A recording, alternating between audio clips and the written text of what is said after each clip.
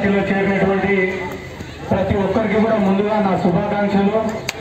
అలాగే మా నాయకత్వాన్ని బలపరిచేదానికి ఈరోజు మా వెంట ఉండి మమ్మల్ని ప్రోత్సహించడానికి, మా నాయకత్వాన్ని నిలబడడానికి ఈరోజు వైఎస్ఆర్ కాంగ్రెస్ పార్టీలో చేరిన ప్రతి ఒక్కరికి కూడా పేరు పేరున నా శిరస్సు నుంచి నమస్కారాలు తెలియజేస్తున్నాను.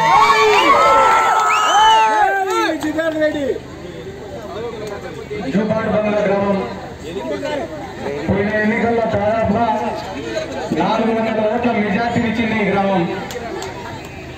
అలా ఒక 2 నిమిషాలు మీరు ఖాళీ ఉంటే ఎన్నికల్లో దాదాపుగా 400 ఓట్ల మెజార్టీ ఇచ్చింది మనకు జూపాడు బంగ్లా గ్రామం. కానీ మన నందికొట్కూరు నియోజకవర్గంలో మనకు ఏం బాధనో ఏం కర్మనో తెలియదు, కానీ ఎలక్షన్లో ప్రతిసారి కష్టపడేటప్పుడు ఆ తర్వాత వచ్చి అధికారాన్ని అనుభవించేది ఇంకొకడు. సొమ్మొకటి ఎంతో బాధాకరమైన విషయం అయినప్పటికీ కూడా గత 4 సంవత్సరాలుగా ఎన్నో అవమానాలు, ఎన్నో ఇబ్బందులు ఎదురైనా కూడా పోరాటం చేయడంలో ఎప్పుడు కూడా విఫలం కాలే. ఏదో ఒక రకంగా పోరాడుకుంటూనే వస్తున్నాం. కానీ ఇక్కడ ఉన్న కొంతమంది నాయకులకు ఏమంటే ఆశ, అధికారం పైన ఆశ, డబ్బు పైన ఆశ, భూమి పైన ఆశ, ఎట్లా తిరిగి అధికారంలోనే ఉండి వాళ్ళ పనులు చేయించుకోవాలని చెప్పి ఒక దురాశ. కాబట్టి ఈరోజు 4 సంవత్సరాల తర్వాత జగన్మోహన్ రెడ్డి గారు ప్రతి గ్రామానికి కూడా సంక్షేమ పథకాలు ఇచ్చినారు, సచివాలయాలు ఇచ్చినారు, ఆర్బీకేలు ఇచ్చినారు. మీ జూపాడు బంగ్లా గ్రామానికి అయితే హాస్పిటల్ కూడా ఇచ్చినాడు జగన్మోహన్ రెడ్డి గారు. ఈ 2 సచివాలయ స్కూళ్ళను డెవలప్ చేసినారు. ఇంకా ముఖ్యంగా చెప్పాలంటే ఒక మినీ గోడౌన్ నిర్మించినారు. ఈ 2 సచివాలయాలు ఉన్నాయి మీ జూపాడు బంగ్లాలో. దాదాపుగా 35 కోట్ల రూపాయలు మీ అకౌంట్లలో వేసినాడు జగన్మోహన్ రెడ్డి గారు. వాటన్నిటినీ చూపించి ఈరోజు మీ అందరికీ ఎమ్మెల్యే అభ్యర్థిగా దారా సుధీర్ గారిని మన నందికొట్కూరు నియోజకవర్గానికి పంపించారు. మీ అందరిపైన నమ్మకంతో, మీ అందరి ప్రేమ, ఆశీర్వాదం, అభిమానం వైఎస్ఆర్ కాంగ్రెస్ పార్టీ పైన ఉంటుందని చెప్పి ఒక నమ్మకంతో దారా సుధీర్ గారిని ఇక్కడ అభ్యర్థిగా నిలబెట్టడం జరిగింది. జగన్మోహన్ రెడ్డి గారు చేసిన మంచిని చూసి మీ అందరూ కూడా వైఎస్ఆర్ కాంగ్రెస్ పార్టీ అభ్యర్థిని బలపరచాల్సినటువంటి అవసరం అందరిపైన కూడా ఉంది. ఎందుకంటే కదా ఇంకా ఎన్నికలకు కేవలం ఒక 2 నెలలు మాత్రమే టైం ఉంది. కేవలం 2 నెలలు మాత్రమే టైం ఉంది. ఇన్ని రోజులు ఈ నందికొట్కూరు నియోజకవర్గంలో తిట్టుకునే వాళ్ళు, కొట్టుకునే వాళ్ళు, చంపుకునే వాళ్ళు, ఒకటిపైన ఒకటి కేసులు పెట్టుకునే వాళ్ళు అందరూ మళ్ళా ఒక్కటి తెలుగుదేశం పార్టీలో చేరి సైకిల్ గుర్తు కోసం ప్రచారం చేయడానికి మీ ముందుకు వస్తారు. వచ్చినప్పుడు మీరందరూ ఏమడగాలా, ఏరా సిగ్గు లేకుండా ఇన్ని రోజులు తిట్టుకున్నారే, కొట్టుకున్నారే, ఒకటిపైన ఒకటి కేసులు పెట్టుకున్నారే, మళ్ళా ఈరోజు ఏ ముఖం పెట్టుకుని వచ్చినారా మా ఊరికి అని అడగాల్సిన బాధ్యత మీ అందరిపైన కూడా ఉంది. ఎందుకంటే రానున్న ఎన్నికలు పేదవాడికి పెత్తందారులకు మధ్యన జరిగేటటువంటి ఎన్నికలు. డబ్బులు ఉన్న వాళ్ళకి కానీ, పేరు మోసిన రాజకీయ నాయకులకు కానీ, పెద్ద పెద్ద బడా బడా లీడర్లకు కానీ జగన్మోహన్ రెడ్డి అంటే అస్సలు ఇష్టమే ఉండదు. ఎందుకు ఇష్టం ఉండదు? ఒరే ఉండే డబ్బులన్నీ కూడా పేదవాడి అకౌంట్లలో వేస్తుంటే మనకు దోచుకునేదానికి డబ్బులు లేవు కదరా అనే బాధతో జగన్మోహన్ రెడ్డి అంటే ఈ బడా రాజకీయ నాయకులకు ఏ ఒక్కరికి కూడా ఇష్టం ఉండదు. కాబట్టి జగన్మోహన్ రెడ్డి ఇంత బలవంతుడు అయిపోయినాడు కదా, రేపు గ్రామంలో ఉండే ప్రతి బీసీ, ప్రతి ఎస్సీ, ప్రతి మైనారిటీ జగన్మోహన్ రెడ్డికి అండగా నిలబడతాడు కదా. రేపు మన పరిస్థితి ఏమని చెప్పి రాజకీయ నాయకులందరూ కూడా ఒక్కటైనారు.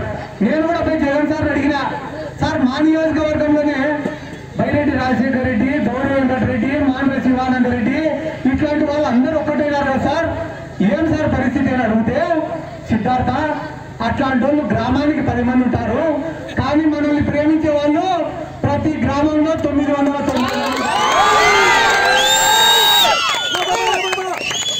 ఆ 999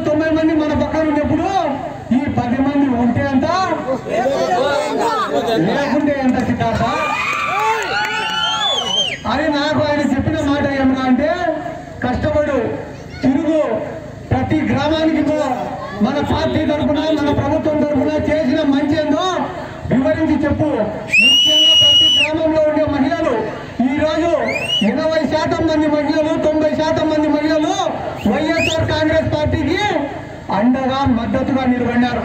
కాబట్టి మీ అందరి ప్రేమ ఆశీర్వాదం మా పైన ఉండేంత వరకు ఎంత పెద్ద కొండను ఢీకొట్టేదానికన్నా మేము సిద్ధంగా ఉన్నాము. తెలుగుదేశం వాళ్ళకు కడుపు మండింది, గ్యాస్ ట్రబుల్ విపరీతంగా ఉంది. ఎందుకంటే ఇంతకుముందు తెలుగుదేశం పార్టీ అధికారంలో ఉన్నప్పుడు నీరు చెట్టు అని చెప్పి దోచుకున్నారు. ఇంకా ముఖ్యంగా చెప్పాలంటే జన్మభూమి కమిటీలో దోచుకున్నారు. ఒక పెన్షన్ రావాలన్నా, ఒక రేషన్ కార్డు రావాలన్నా, ఒక ఎస్సీ కార్పొరేషన్ లోన్ రావాలన్నా, ఒక బీసీ కార్పొరేషన్ లోన్ రావాలన్నా ఇక్కడ ఉన్న ప్రజలందరూ పోయి ఆ జన్మభూమి కమిటీల ముందర చేతులు కట్టుకొని నిలబడాలి. వాళ్ళు టిక్కు కొడితే మీకు పెన్షన్లు వస్తాయి, వాళ్ళు ఇంటూ గుర్తు కొడితే మీకు పెన్షన్లు. కానీ ఈరోజు జగన్మోహన్ రెడ్డి గారు వచ్చిన తర్వాత అర్హుడు ఎవడైనా సరే, వాళ్ళు వైఎస్ఆర్ కాంగ్రెస్ పార్టీ వాడైనా తెలుగుదేశం పార్టీ వాడైనా, వాడు పేదవాడైతే డబ్బులు డైరెక్ట్ గా వాళ్ళ అకౌంట్ లో కొట్టిన వ్యక్తి వైఎస్ జగన్మోహన్. కాబట్టి జగన్మోహన్ రెడ్డి గారు ఒక్కటే మాటనే చెప్పినారమ్మా, నా ద్వారా మంచి జరిగింటే మాత్రమే నాకు మద్దతుగా నిలబడండి అని చెప్పినాడు. అంత గొప్పగా చెప్పే నాయకుడు దొరకడం మనందరి అదృష్టం. కాబట్టి రానున్న రోజుల్లో మళ్ళా తెలుగుదేశం మేము పోయినాక పసుపు కండువాలు వేసుకొని వస్తారు అంటే మీరు కూడా కన్ఫ్యూజ్ అవుతారు. ఎందుకంటే మొన్నటి వరకు వాళ్ళు కూడా మా ఫ్యాన్ గుర్తుతోనే తిరిగినారు. వాళ్ళు వస్తే మీరు కూడా రే కొంచెం బాగా మీరు ఇంతకు ఏ పార్టీ తరపున వచ్చినారని చెప్పి మళ్ళీ రాండి అని అడిగేటటువంటి దౌర్భాగ్యమైన పరిస్థితి ఈ రోజు నందికొట్కూరు నియోజకవర్గంలో ఉంది. రేపు ఇంకా కొంతమంది వస్తారు, మైకు పట్టుకొని నన్ను తిడతారు, పాపం ఆయన కొత్త వచ్చి ఆయన్ని తింటారు, ఆయన ఎట్టో ఓటేస్తారని చెప్పి కూడా అడుగుతారు. కానీ అటువంటి మాటలు పట్టించుకోవాల్సినటువంటి అవసరం లేదు. ఎందుకంటే వాళ్ళు ఈ ప్రపంచంలో, ఈ భూ ప్రపంచంలో ఎంతమంది ఉంటే అంతమందిని కూడా తిట్టి బతికిన వాళ్ళే.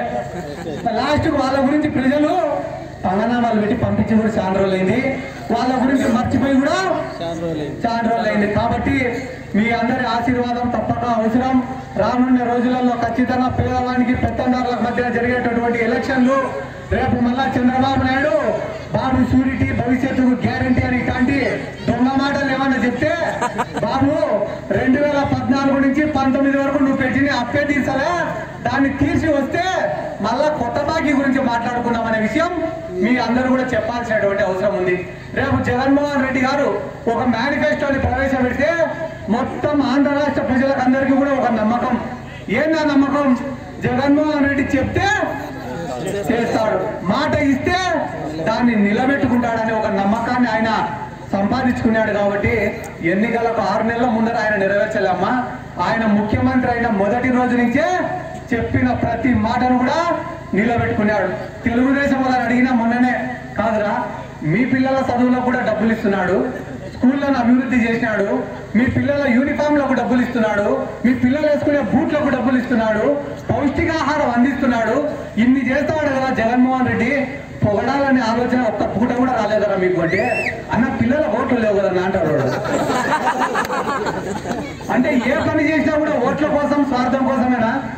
సమాజం బాగుపడాలా, పిల్లలకు మంచి చదువులు అందించాలా, మంచి చదువులు అందించి వీళ్ళే ఒక లాయరు, ఒక డాక్టరు, ఒక ఇంజనీర్ అయితే రేపు మీ కాసనగర్నో, ఒక జంగాలపేటనో, ఒక సిద్ధేశ్వరం కాలేజీలో అభివృద్ధి చేస్తారనే ఇంకిత జ్ఞానం కూడా లేకుండా పిల్లల చదువుల పైన కూడా రాజకీయం చేస్తుండే, పిల్లలకు ఇంగ్లీష్ మీడియం చదివించద్దని చెప్తుండే, అటువంటి స్వార్థపరుల పైన ఎన్నికలు జరుగుతున్నాయి. కాబట్టి మీ అందరి మద్దతు మాకు అవసరం అని చెప్పడానికే ఈ రోజు మీ ముందుకు రావడం జరిగింది.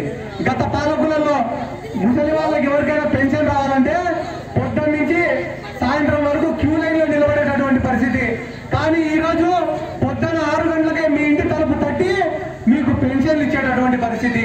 ఈ మాట కానీ వాళ్ళకి చెప్తే మేము కూడా ఇచ్చినాం కదా 1000 రూపాయలు అంటారు వాళ్ళు. వాళ్ళు గ్రామంలో ఏరి కోరి వాళ్ళకు అనుకూలమైన ఇళ్లకు మాత్రమే సంక్షేమ పథకాలు ఇచ్చినారు. కానీ ఈ రోజు మన నియోజకవర్గంలోనే కొత్తపల్లి మండలంలోనే మారుమూల గూడాలకు కూడా సంక్షేమ పథకాలు ఇచ్చిన నాయకుడు వైఎస్ జగన్మోహన్ రెడ్డి గారు. కానీ మహిళలు కానీ విద్యార్థులు కానీ ఈ సమాజంలో ఉండే అన్ని వర్గాల ప్రజలు కూడా ఆలోచించి ఏ ప్రభుత్వం అయితే బాగుంటుంది అని చెప్పి ఆలోచించి నిర్ణయం తీసుకోవాల్సినటువంటి అవసరం ఉంది. అంతే తప్ప 10 మంది నాయకులు గుంపులుగా వస్తే దయచేసి మోసపోవద్దని చెప్పి ఈ సందర్భంగా నేను తెలియజేసుకుంటూ, ఇంత ప్రేమగా మాకు స్వాగతం పలికినందుకు, ఇంత ఆశీర్వాదాలు మాకు తెలిపినందుకు, ఇంత అభిమానం చూపించినందుకు పేరు పేరున ప్రతి ఒక్కరికి నా శిరస్సు నుంచి నమస్కారాలు తెలియజేసుకుంటూ, ఇప్పటి నుంచి రెగ్యులర్ గా మళ్ళా గ్రామంలో మీటింగ్లు పెట్టుకున్నాం. ఎన్నికల ప్రచారంలో మళ్ళీ చూపాడు బంగ్లాలో భారీ స్థాయిలో మీటింగ్ పెట్టుకున్నాం. ఆ రోజు వాళ్ళు ఏమేం మాటలు మాట్లాడతారో వాటికి వడ్డీతో సహా ఆ రోజు చెల్లిస్తామని చెప్పి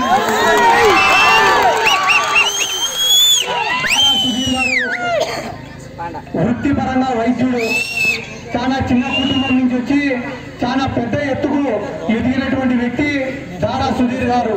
విద్యావంతుడు, చాలా గొప్ప పేరు సంపాదించుకొని ఉన్నారు. మన నాయకుడు వైఎస్ జగన్మోహన్ రెడ్డి గారికి అత్యంత సన్నిహితుడు. ఇటువంటి వ్యక్తిని కానీ గెలిపించుకోగలిగితే రేపు మన నందికొట్కూరు నియోజకవర్గ అభివృద్ధికి ఎంతగానో కృషి చేస్తాడని చెప్పి ఈ సందర్భంగా నేను తెలియజేసుకుంటూ ఆయనను కూడా ప్రసంగించాల్సినటువంటిగా కోరుకుంటున్నాను. Thank you.